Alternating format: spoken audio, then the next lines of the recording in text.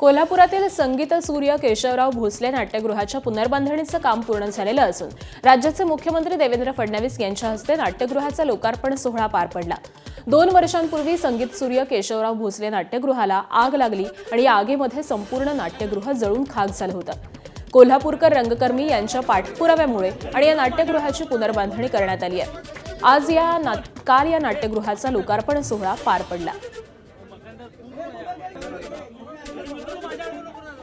खरं म्हणजे या नाट्यगृहाने अनेक महान कलावंतांना या ठिकाणी बघितलं आणि संगीत असेल, शास्त्रीय संगीत असेल, लोकनाट्य असेल, लावणी, पोवाडा, तमाशा, दशावतार अशा वेगवेगळ्या गोष्टी जो आपल्या संस्कृतीचा एक अत्यंत महत्त्वाचा हिस्सा आहे, त्या सगळ्या गोष्टी या नाट्यगृहाच्या माध्यमातून आपण त्या ठिकाणी पाहिल्या।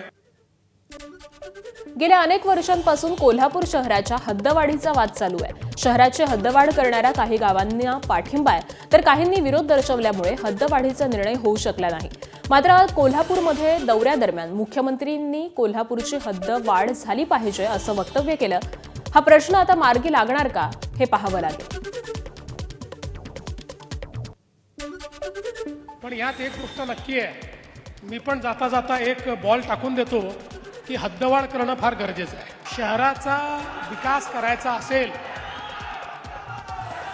आणि हे खरं आहे की हद्दीच्या बाहेरच्या लोकांच्या काही अडचणी आहेत, पण मी लोकप्रतिनिधींना सांगतो 100% त्यांच्या अडचणी मी सोडवून देतो। 100% ज्या अडचणी आहेत त्या सोडवून देतो।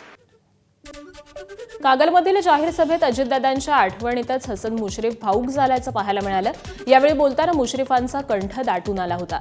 यंदा पहिल्यांदाच सुनेत्रा पवार कागलमध्ये कार्यक्रमासाठी आल्यात। याआधी नेहमी अजितदादा कार्यक्रमाला येत होते असं म्हणत मुश्रीफांना कंठ दाटून आला। एबीपी माझा, उघडा डोळे बघा नीट।